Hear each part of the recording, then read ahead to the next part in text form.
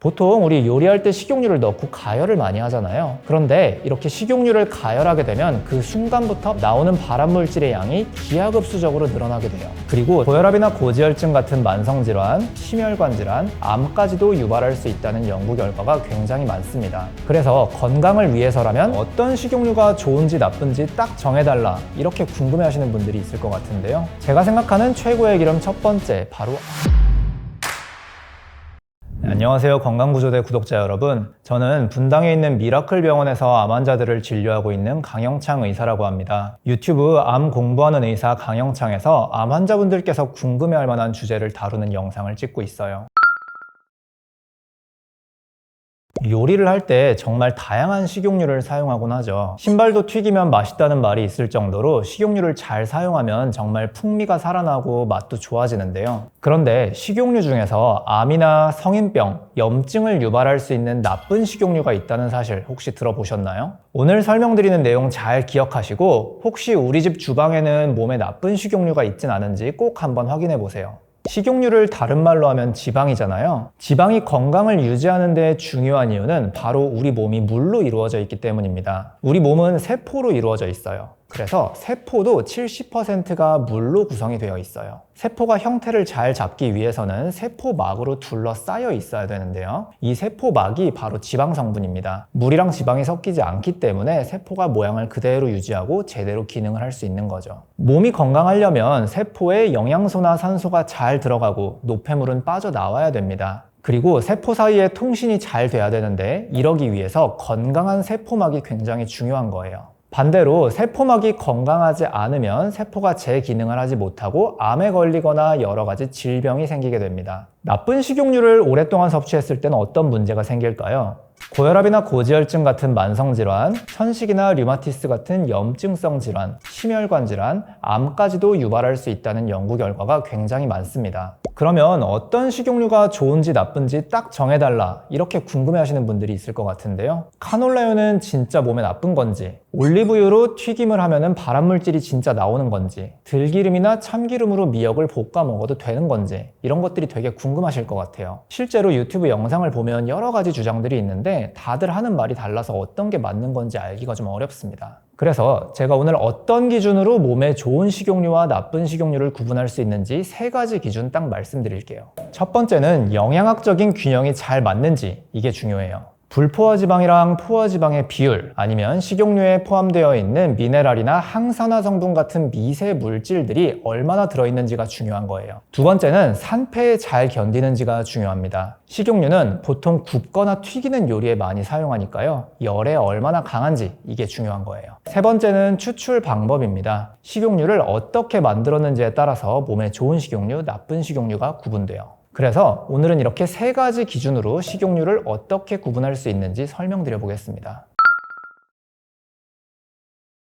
일단 식용유를 고를 때 첫 번째로 고려해야 될 것이 바로 영양학적인 균형이에요. 그 중에서도 몸에서 만들어지지 않는 오메가6와 오메가3의 비율이 중요합니다. 오메가9 같은 경우는 부족하면 몸속에서 만들어질 수 있기 때문에 그 중요도가 약간은 떨어져요. 아까 세포를 둘러싸는 세포막이 지방으로 이루어졌다고 설명드렸잖아요. 세포막이 생긴 모양은 우유에 코코볼이 떠있는 모양을 상상하시면 됩니다. 동그란 코코볼은 오메가3고요. 다른 모양으로 생긴 코코볼은 오메가6라고 보시면 돼요. 세포막의 오메가3의 비율이 높아지면 세포막이 부드러워지고 물질이 투과가 잘 됩니다. 반면에 오메가6가 높아지면 세포막이 딱딱해지고 투과성이 떨어지게 되는 거예요. 오메가9 같은 경우는 오메가3랑 비슷한 효과를 가지고 있어요. 오메가3랑 오메가9이 몸에 많으면 염증을 억제하는 효과도 있습니다. 오메가3를 꾸준히 섭취하면 몸에 좋은 여러 가지 효과를 볼 수 있는데요. 심혈관 질환을 예방할 수도 있고 치매를 예방할 수도 있고 암도 억제할 수 있습니다. 몇 가지 연구 결과를 바탕으로 설명드려 볼게요. 분당 서울대병원이랑 고대 안암병원에서 시행한 연구가 있는데요. 오메가3를 꾸준히 섭취한 사람들의 경우에는 심혈관 질환으로 인한 사망률이 14% 감소하고 심근경색의 발생 위험이 16% 감소하더라라는 결과가 있습니다. 또 다른 연구에서는 하루에 500mg씩 오메가3를 꾸준히 섭취하게 되면 치매를 예방하는 효과가 있다, 이런 것도 입증이 되었어요. 그 이유는 오메가3가 항염증, 항산화 작용을 가지고 있고 또 신경세포의 기능과 시냅스 기능을 촉진하기 때문이라고 합니다. 오메가3와 암의 상관관계에 대해서도 진행된 연구가 정말 많은데요. 한 연구에 따르면 하루에 오메가3를 1g씩 섭취했을 때는 헬리코박터로 인한 위암의 발생률을 감소시키고요. 하루에 2g의 오메가3를 섭취하면 대장 선종을 억제, 하루에 3g을 섭취하면 대장암의 발생을 억제하는 효과가 있다고 합니다. 반면에 오메가6가 높은 식사를 하면요, 세포막이 딱딱해지고 몸에 만성 염증이 생기면서 여러 가지 질환이 생기는 것으로 알려져 있어요. 한국인들이 좋아하는 음식 하면 보통 삼겹살같이 굽거나 튀기는 음식이 많잖아요. 이렇게 서구화된 식사를 하는 경우에는 오메가6랑 오메가3의 비율이 대략 15대 1 정도로 아주 높다고 합니다. 이 정도 비율은 몸에 여러 가지 질환을 일으킬 수 있을 정도로 아주 높은 거예요. 연구 결과에 따르면 오메가6 대 오메가3의 비율이 4대 1을 넘기면 심혈관 질환으로 인한 사망률이 70% 이상 상승한다고 합니다. 반면에 오메가6 대 오메가3의 비율이 3대 1보다 낮아지면 천식이나 류마티스 관절염 같은 염증성 질환이 억제된다라는 결과가 있어요. 그리고 이 비율이 2.5대 1보다 낮아지면 암세포의 증식이나 전이가 억제되더라라는 결과도 있습니다. 그래서 가능하다면 오메가6는 낮고 오메가3가 높은 식용유를 드셔라, 이렇게 설명드립니다. 식용유에는 지방산 말고도 항산화 물질이나 미네랄 같은 다양한 성분들이 들어있는데요. 예를 몇 가지 들어볼게요. 올리브유 같은 경우에는 비타민이나 올레오칸탈, 올레오페인 같은 항산화 물질들이 아주 많습니다. 이 물질들이 몸속에 생기는 활성산소를 억제하고 여러 가지 질환을 예방하는 효과를 가져요. 또 아보카도 오일에는 철분이나 구리 같은 여러 가지 미네랄이 들어있어서 빈혈을 예방하기도 하고요. 루테인이나 지아잔틴이 많이 들어있어서 눈 건강에 좋기도 합니다. 이렇게 미량 영양소도 식용유를 고르는 중요한 기준이 될 수 있어요. 그 다음으로 고려하셔야 될 건 바로 식용유의 산패입니다. 산패라는 건 식용유가 상한다는 걸 의미해요. 식용유가 산패되면 아크릴아마이드나 벤조피렌 같은 유해한 물질이 생기면서 몸에 여러 가지 악영향을 미칠 수 있어요.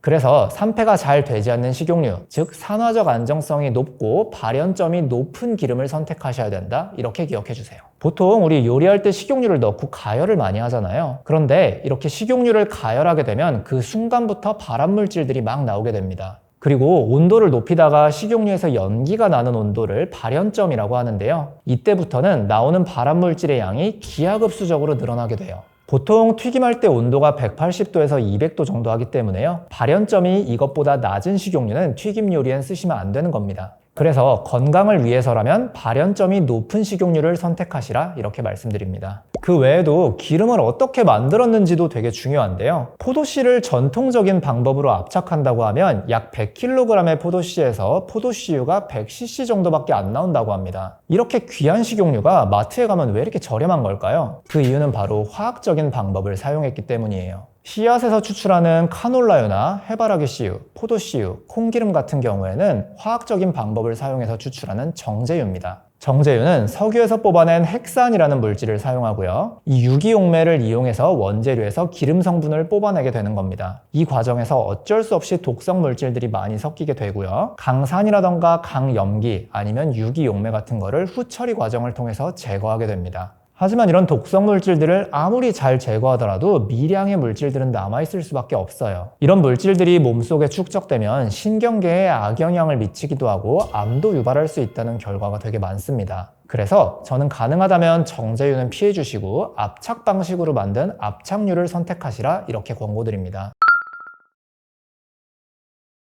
그래서 좋은 식용유는 뭐가 있는 걸까요? 앞에서 말씀드렸던 영양학적 균형, 산화적 안정성, 그리고 추출 방법을 고려했을 때요, 제가 생각하는 최고의 기름 첫 번째, 바로 아보카도유입니다. 아보카도유는 오메가3랑 9의 비율이 높고요, 오메가6는 굉장히 낮습니다. 그리고 폴리페놀이나 비타민 E 같은 항산화 물질도 많이 들어있고요, 루테인과 카로티노이드가 많아서 황반 변성을 예방하는 효과도 있습니다. 무엇보다 아보카도유가 좋은 점은 바로 산화적 안정성이 강하다는 거예요. 아보카도유의 발연점은 270도로 굉장히 높아서요, 튀기거나 굽는 등의 어떠한 조리 방법을 써도 굉장히 안정합니다. 하지만 아보카도유 특유의 향이 있어서 호불호가 좀 갈리는 편이고요, 또 비용도 상당히 높다는 점은 단점이 되겠어요.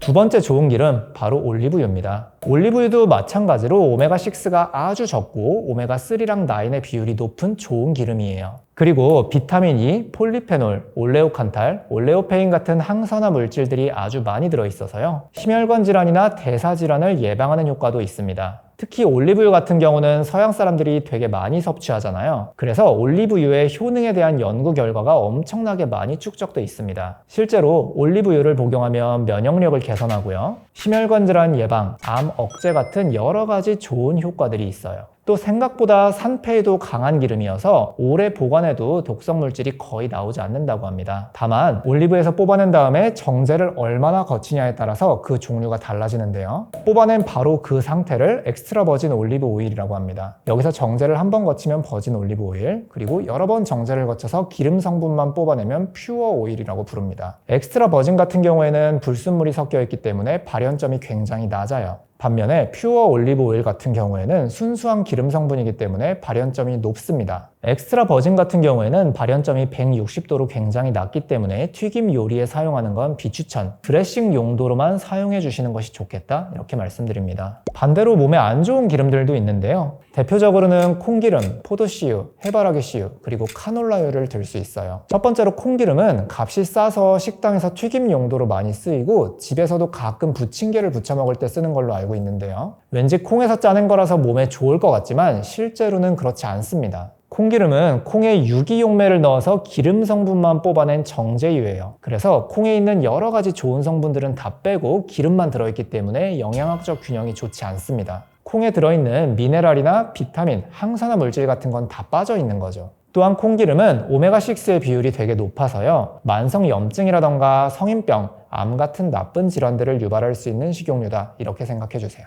두 번째는 포도씨유나 해바라기씨유예요. 이 두 가지도 왠지 몸에 좋을 것 같긴 하지만 식용유계의 배신자입니다. 기본적으로 씨앗에서는 기름을 추출하기가 어려워서 일반적인 압착 방식으로는 만들기가 어렵습니다. 어쩔 수 없이 유기용매를 사용해서 기름을 추출하는 정제유의 형태로 만들 수밖에 없는데요. 그래서 마트에 가서 보시는 대부분의 포도씨유나 해바라기씨유는 정제유의 가능성이 높습니다. 또 포도씨유랑 해바라기씨유도 오메가6의 비율이 굉장히 높기 때문에요. 염증이라던가 성인병, 암을 유발할 가능성도 높아요. 그 밖에 몸에 안 좋은 기름으로는 카놀라유를 들 수 있는데요. 카놀라유는 유채꽃 씨앗에서 추출한 기름입니다. 왠지 그 이미지상 몸에 되게 좋을 것 같은데요. 실제로 카놀라유는 영양학적 균형은 꽤나 우수한 편입니다. 하지만 카놀라유의 최대 단점, 산화적 안정성이 되게 낮습니다. 온도를 150도 이상으로만 올려도 유해물질이 엄청나게 많이 나오는 특징을 가져요. 그래서 카놀라유는 절대로 가열하면 안 되고요. 또 대부분의 제품이 유기용매를 사용한 정제유라서 굳이 다른 식용유들도 많은데 카놀라유를 골라야 될까? 이렇게 생각합니다.